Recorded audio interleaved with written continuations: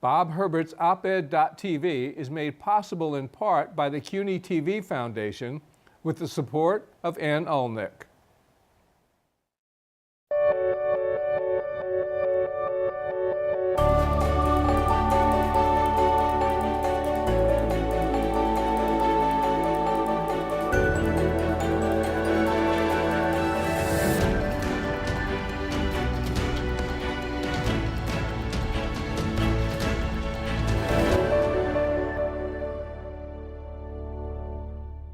Hi, I'm Bob Herbert. Welcome to OpEd.tv. An explosion of a very nice kind has occurred in the Bronx. As the New York Times has reported, the Bronx has seen an explosion in its African population.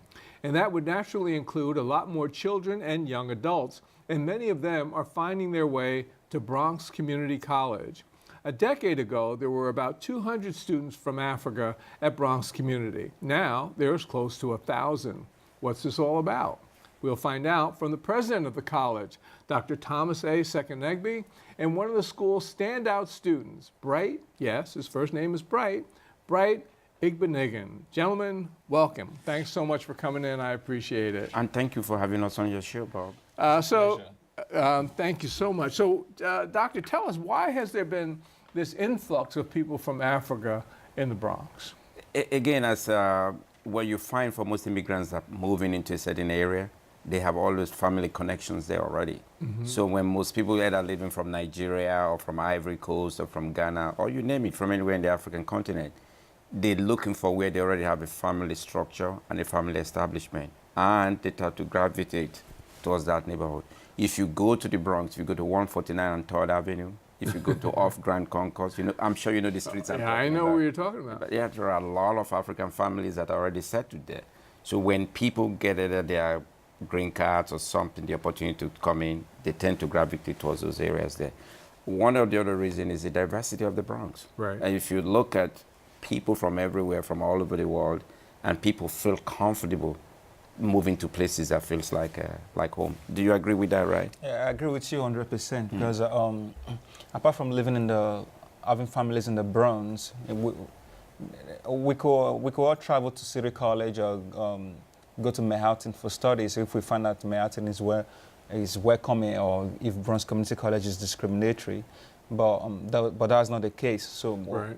Everyone wants to school in a place where he's welcome and feel at home. You understand? Most of us students, sometimes some people like us, student government, sometimes we come to school, we spend almost 8 hours, 12 hours in BCC from 10 o'clock till 9 p.m., 10 p.m.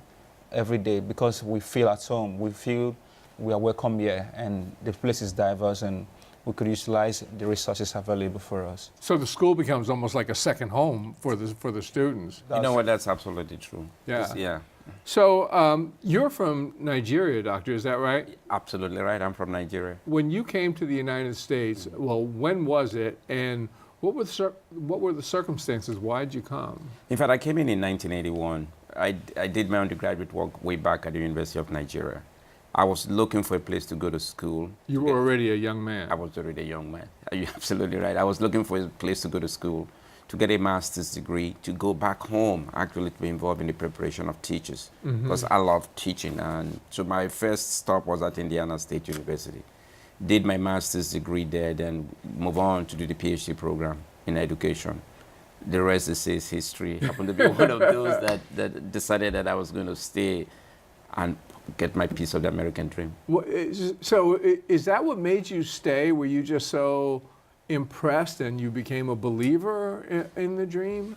To some degree. And again, I was also looking for a place to give my family the opportunity to succeed. By the time I left graduate school in '86, I already had a daughter who was born here in the United States. So the choices I had was this: where do I think she's going to have a first shot to become better, both educationally and socially in life? And I sort of made the decision at that point in time that it's the United States. Now, Bright, you're also from Nigeria. When did you come, and how did you end up in the Bronx? Yeah, I came in here December 2014. My parents... so only 4 years ago? Yeah, by December it will be 4 years. Not quite 4 years, right? Yeah. So my families are here already, so I just That's why I decided to stay in the Bronx. What's your experience been like?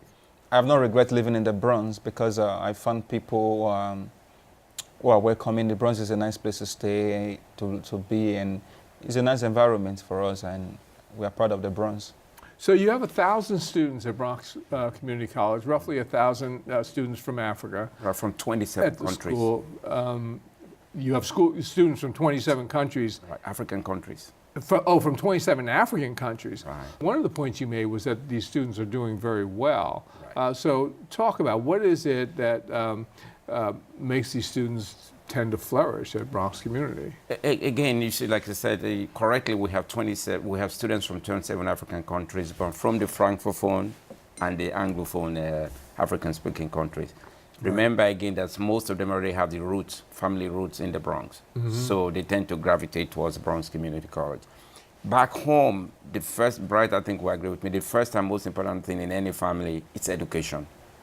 Remember, you always told from day one that the only way you're going to get ahead, the only way you're going to do well is to get a good education. In fact, I heard that from my father too many times that after a while, it's okay.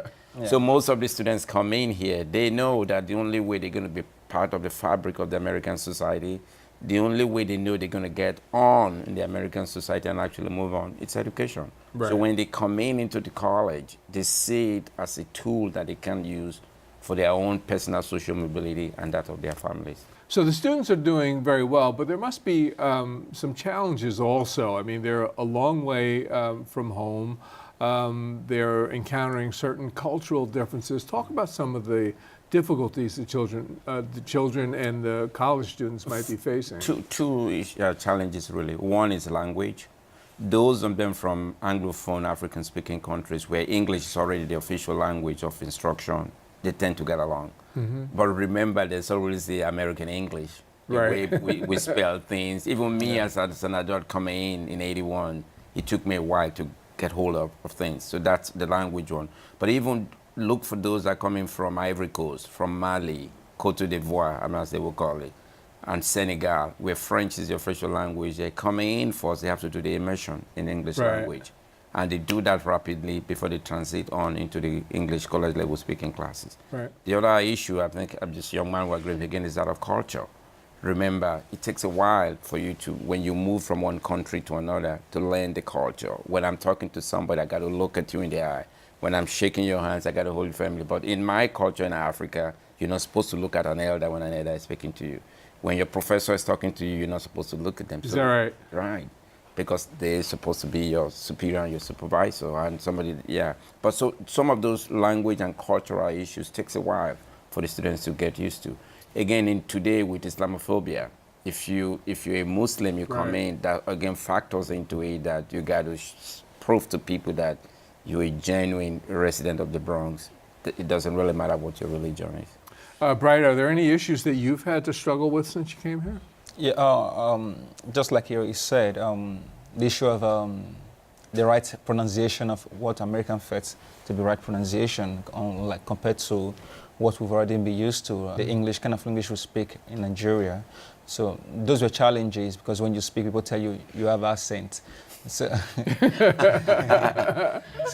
so before now, we don't know if there's anything like accent when you speak English. So we have to get used to the American culture, right? Pronunciation and all of those things. So those were challenges also. And I know for other of my peers, it could is those, especially those from French countries like Togo, they need to learn how to learn English first, and before they start taking, before they can start flowing well with the system. Yeah, so personally for me, because I'm from Nigeria, we are English-speaking countries, it was basically the issue of accent, having accent and all of those things, and be able to cope with the American culture, which is very different from where I'm coming from. Right, so there is a great deal of anti-immigrant sentiment in the country, seems to have increased lately, and we'll get to that in a moment, but have you or any of your friends or relatives faced any kind of hostility personally since you came here? Well, personally, since I came in, not really hostility, because I came in, when I moved in, I moved into the church that I find with African communities and all of those people. So I find a lot of Africans around me. So that, I think that goes back to where you have your people already. Right. Yeah, so that gives me a sense of that it lets me know that I'm welcome in this environment, that I have my people here, people who have been here before, who have succeeded in one way or the other. And that gave me the hope of I can succeed in the Bronx and can succeed in the United States. So then coming to Bronx Community College, where I have African students also from different areas, and even those whose accent were even can even deeper than mine. So, yeah. So seeing all of those people, I've seen all of those people succeeded before. So that tells me that we can do it also, and knowing that the president of this college also is an African. Do most of the African students all get along? Because you are from a lot of different places in Africa. You said 27 different countries. So are there any clashes or fights or conflicts among the Africans at the school? No conflict. One thing about our African students, and especially those of us that grow up back home and we're here, there's this sense of a community within us, you understand? So there's a sense of solidarity among the African students. A sense of solidarity, yeah. And So, one of the things that has really helped that is that we have a guy that works at our institution, Eugene Adams. He's been able to bring all of them together. Yeah. They have a potluck dinner. In fact, last year they had an African parade on campus. Doesn't matter what country you're from. Right. And they all did the parade together. At the end of the parade, they had a big, huge lunch. Can you imagine food from 27 different countries? Oh my goodness, right. Yeah, so I think Eugene has done a very good job of helping the students to synchronize and basically relate to one another. That's good. So no topic these days can escape the harsh glare of Donald Trump. So I'm curious, it wasn't that long ago that he made those terrible comments referring to African countries as S-hole countries. Also, Haiti, I guess, fell into that category. Yeah. So what was it like on campus when that occurred? How did the African students, and for that matter, black and African professors, how did folks respond to those awful comments? There was a sense of disappointment, obviously, as you can expect from all of us, even me as an individual, and from all of us collectively as a group. But one of the things you got to know about Africans and African students is that we're resilient. We're not going to allow what people say put us down. We're not going to allow what people say from keeping our eyes focused on the ball and moving to where we intend to go to. I mean, the young man sitting here and all of the other young men and women on my campus, we talked about it. And I say to them, this is just question of time. These two shall come to pass. Don't let people deride you. Don't let people put you down. Move on and do what you need to do. When I'm sure the students themselves were talking among themselves about it, what were their reactions? How did they seem to respond to those comments? Let me re-echo the word he's used. He said resilient. I'm part of student government, understand? So we've noticed that from African students that we've spoke with, many African students are very busy. When I mean busy, we're very busy and focused with what we want to do. Setting goals and achieving goals. So we are all being focused. The issue of Donald Trump, even though the comments have not been the best, it has not been inspiring to us, but we just want to keep our eyes on the ball and then focus on our education and get the best out of what we can get to America, and then also give back to our community, give back to America, improve the Bronx, improve BCC, and also improve the world at large. So one thing that has kept us going is focus, determination, and not wanting to be derailed by anything. Right. Yeah, we believe we've come here to succeed, and the only option that we have is to succeed. So in order for us to succeed, we just have to keep focus. You're not obsessing like so many other people in this country, including people in the news media. You're not obsessing over Donald Trump up at Bronx Community College. No. One thing that we've learned so far, one thing we've learned to do, is that we are determined to succeed. We are optimistic, and we know that success is achievable, but it doesn't matter what what Mr. A is saying or Donald Trump is saying, or the other one is saying. But we just want to get focused. We know there are a lot of opportunities here, and we want to maximize the opportunities that we have and unleash our potentials. Right. But I think the most important thing of what he says is that we want to also use the opportunity to educate people in our society, that we're not just coming here to be takers. We also want to give back. If you notice the word that he said, or the word that he used, use the opportunity to educate people in our community and to also give back to the people in our community. Because I think there is this belief that people are just coming here to take from the I agree. society. Right. I think there's an effort to promote that belief, to get people to believe that. Right. So you've mentioned the wide variety of backgrounds that these African students come from who are now in the Bronx. What are the subject areas that they tend toward? Some of you tend to find most of them focusing on the STEM area. Right. We have a lot of students in the nursing program. We have a wonderful nuclear medicine program. We have a lot of those students in there. You have students in the chemistry, biology, people that are preparing to go to medical school. He's in political science. He wants to be a politician or something. So you find a lot of the students really major in the liberal area. But one of the things that is central to it is that most of the Africans, they want to go into fields that they know will help them get jobs in our society here. So that's why you tend to find the drive in the STEM area. And if you come to think about it, that's our future. You want people that can program. You need people that can do coding.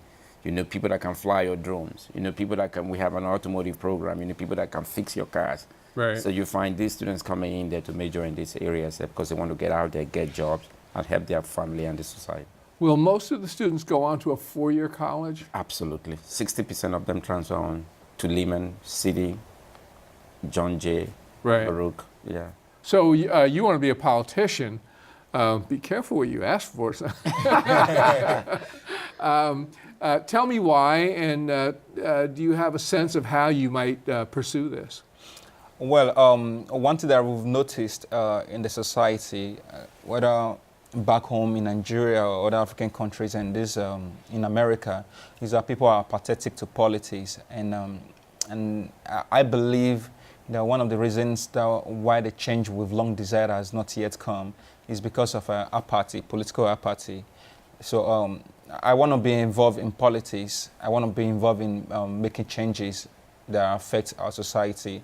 And I just want to, I'm stepping up in that area because I want to encourage other people to step up to be part of the changes they desire in the society. And I also want to, one of the major issues in my country back in Nigeria is political corruption. And which I have lamented so far also in my book, and that's part of the major theme in my book. And I want to be able, I don't just want to lament it, but I want to be part of those and make changes. You understand the change in the political structure, political system of my country, and also make contributions to the development of the society and humanity. So you want to go back to Nigeria? Yes. And do you think you'll actually run for office? Yes. I have to.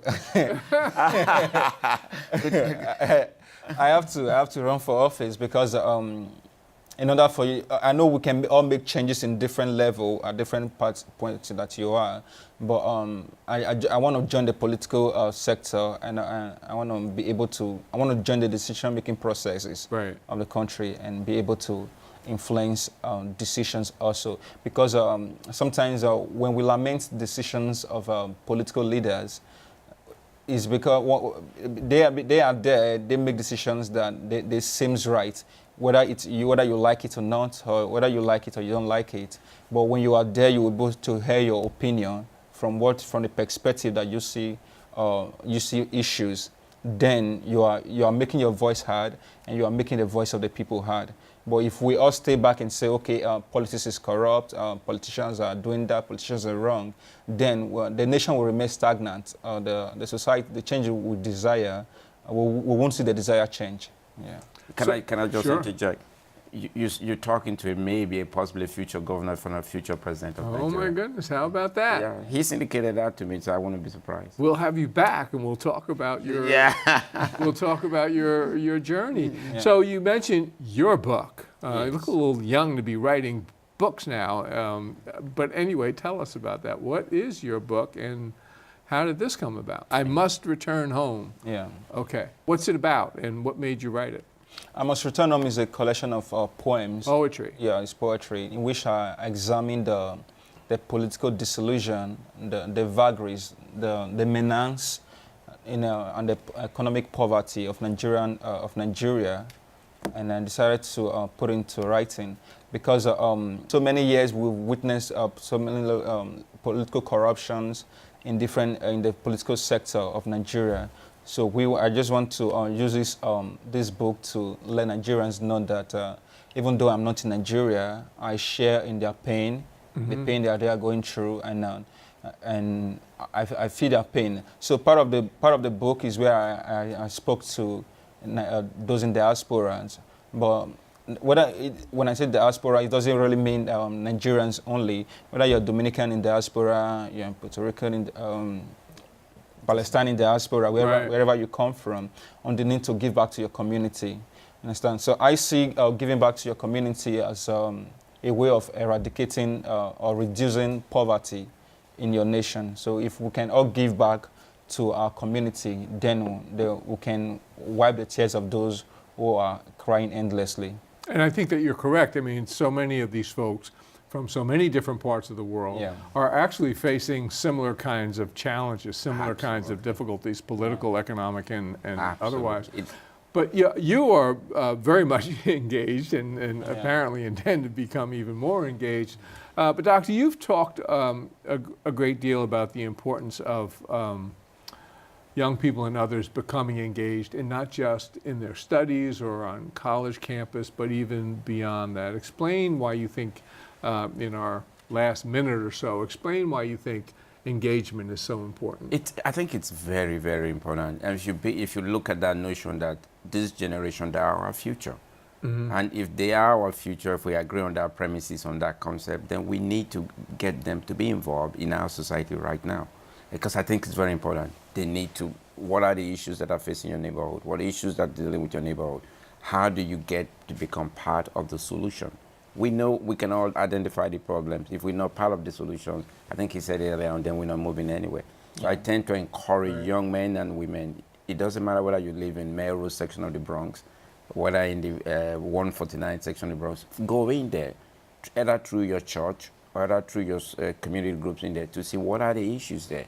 Have people registered to vote, people that are eligible to vote. Right. Have people that can read to help them to read, because you become part of the solutions there to move our communities along. And I think why is it important to me too? Because I think we need to eradicate that notion that people are only coming here just to get out of the society. And I think that message is so important, not just for African students in the Bronx and elsewhere, but I think for everyone. I think it's an important message for young people across the United States. I wish we had more time. I wish we did too. Thank you so much for coming in. I really appreciate it. Thank you for the opportunity. Pleasure. Thank you. We'll be back in a moment with a final word.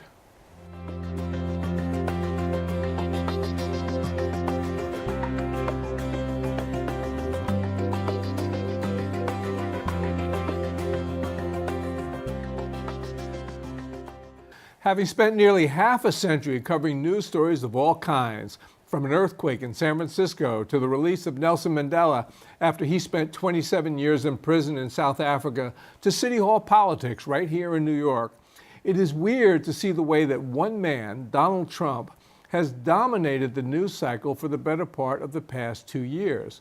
He is basically the only story on cable news 24 hours a day and 7 days a week. Which raises the question, what are the important news stories that would have been covered and covered extensively if we weren't so obsessed with this bizarre inhabitant of the White House? One of them occurred in Atlanta, which was the victim of a recent ransomware attack. Atlanta's government computers were hacked and the data in them were held for ransom. The attackers were demanding tens of thousands of dollars and threatened to destroy the data if the ransom was not paid. Many government operations were crippled, including certain important police and court functions. We are dealing, said Atlanta's mayor, Keisha Lance Bottoms, with a hostage situation. Even days after the attack, the city's residents could not pay traffic fines or water bills online. They could not report potholes or make certain complaints to government officials. And the free Wi-Fi system at Atlanta's airport, the busiest in the world, was kept off limits to travelers. The New York Times said this was one of the most sustained and consequential cyber attacks ever mounted against a major American city. Atlanta officials would not say whether the hackers had been paid the ransom they demanded, but it is known that these attacks against major cities have been escalating, and it is not unusual for officials faced with this type of blackmail to just pay up. This should have been a major national story. One of these attacks is going to result in a terrible tragedy. They deserve much more attention. But with the media mesmerized by all things Trump, even an important story like this one gets short shrift. It just can't compete. That's all for now. See you next time.